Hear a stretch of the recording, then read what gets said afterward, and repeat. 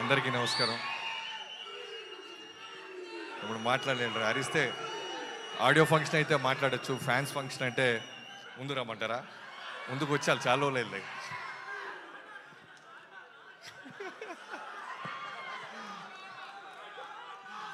So అందరికీ నమస్కారం. ముందుగా ఫ్యాన్స్ అందరి తరపు నుంచి రామ్ చరణ్ గారికి పుట్టినరోజు శుభాకాంక్షలు. నాకు లోడ్ అయినాయి, సంక్రాంతికి లోడ్ అయినాయి, ఇంకా కంటిన్యూ అవుతున్నాయి.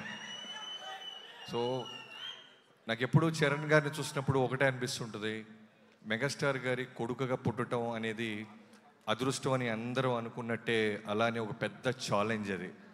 అంటే జీరో నుంచి ఒక Konidela Sivasankar Varaprasad transformation to megastar అయినంత ఎంత కష్టమో, చిరంజీవి గారి కొడుకుగా మళ్ళీ అలానే చిరంజీవి గారి స్థాయికి వెళ్ళాలన్నా, పవర్ స్టార్ గారి ఒక బాబాయ్ ఒక స్టార్ డమ్ని కాపాడుకుంటూ వెళ్ళాలన్న అదృష్టానికంటే మించిన బాధ్యత, భరోసా.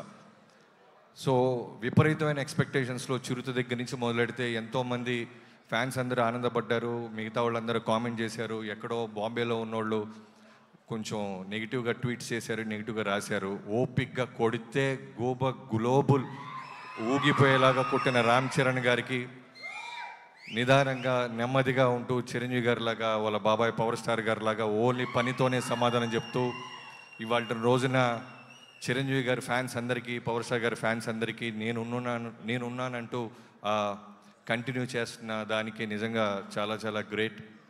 So thank you so much. ఇక్కడికి వచ్చినందుకు, నన్ను పిలిచినందుకు చిరంజీవి గారి ఫ్యాన్స్ అందరికీ థ్యాంక్ యూ. పేరు పేరున హ్యాపీ బర్త్డే చరణ్ గారు. Thank you. Thank you, Bobby sir. Thank you. Time, sir.